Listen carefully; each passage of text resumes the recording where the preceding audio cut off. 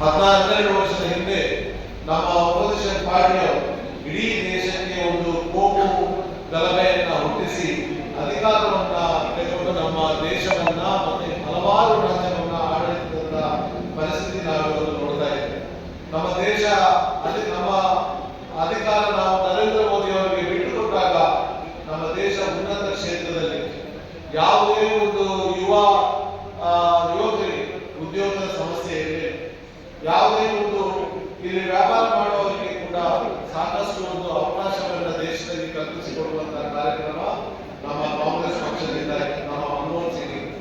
ಆ ಇಡೀ ಪ್ರಪಂಚದಲ್ಲಿ ಕೂಡ ನಮಗೆ ಆರ್ಥಿಕ ಪರಿಸ್ಥಿತಿ, ಇಡೀ ಪ್ರಪಂಚದ ಜನರಿಗೆ ಆರ್ಥಿಕ ಪರಿಸ್ಥಿತಿ ಕುಗ್ಗಿದ್ರು, ಆದರೆ ನಮ್ಮ ದೇಶದಲ್ಲಿ ಆ ಆರ್ಥಿಕ ಪರಿಸ್ಥಿತಿಯನ್ನ ಉನ್ನತ ಶ್ರೇಣಿಯಲ್ಲಿ ಮ್ಯಾನೇಜ್ಮೆಂಟ್ ಮಾಡುವಂತಹ ಒಂದು ಲೀಡರ್ ನಮ್ಮ ಕಾಂಗ್ರೆಸ್ ಪಕ್ಷದಿಂದ.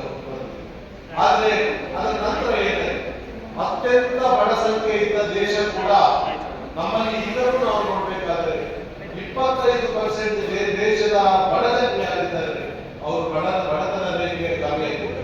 25%, 140 ಕೋಟಿ ಜನಸಂಖ್ಯೆ ಇದ್ರೆ ಅದರಲ್ಲಿ ಸರಾಸರಿಯಾಗಿ 40 ಕೋಟಿ ಜನಸಂಖ್ಯೆ ಈಗಲೂ ಕೂಡ ಬಡತನದ ರೇಖೆ ಕಮ್ಮಿ ಆಗಿದೆ.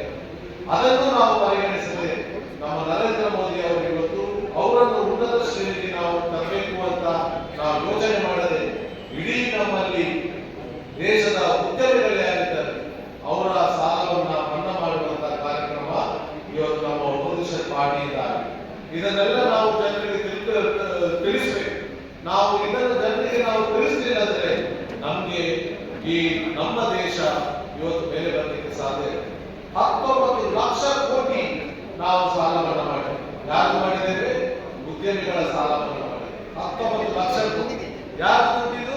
ಬಡ ಜನರು. ಇದನ್ನು ಅರ್ಥ ಮಾಡ್ಕೊಳ್ಬೇಕು ನಾವು.